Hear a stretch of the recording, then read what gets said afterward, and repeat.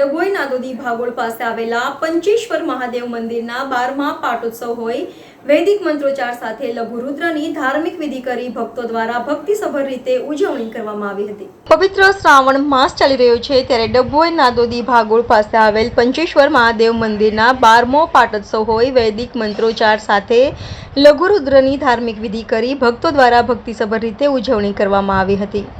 શ્રી પંચેશ્વર મહાદેવ મંદિર ડભોઈ નાદોદી ભાગોળ ખાતે આજે 12મા પાટોત્સવ હોવાથી વહેલી સવારથી જ ભક્તો દર્શન કરવા ઉમટી પડ્યા હતા અને આ પ્રસંગે વૈદિક મંત્રોચ્ચાર સાથે લઘુરુદ્ર ધાર્મિક વિધિનું આયોજન કરવામાં આવ્યું હતું અને સંતો દ્વારા મા પૂજા કરવામાં આવી હતી અને ભગવાનનો મહાદેવના અભિષેક કરાતા ધૂનથી આખું વાતાવરણ ભક્તિમય બની ગયું હતું।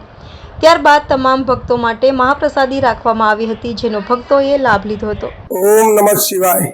पंचेश्वर महादेव की जय। डभोई नादोदी भागोળ खाते पंचेश्वर महादेवનું મંદિર આવેલું છે પૌરાણિક, જે 150 વર્ષ જૂનું છે અને પંચેશ્વર મહાદેવ એટલા માટે નામ પડ્યું કે અહીંયા શિવલિંગના 5 મુખ છે એટલે પંચેશ્વર મહાદેવ નામ પડ્યું।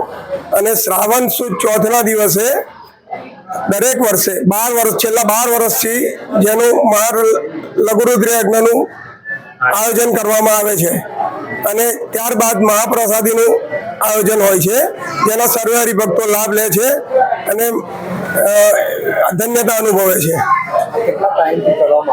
છેલ્લા 12 વર્ષથી લઘુરુદ્ર યજ્ઞનું આયોજન કરવામાં આવે છે।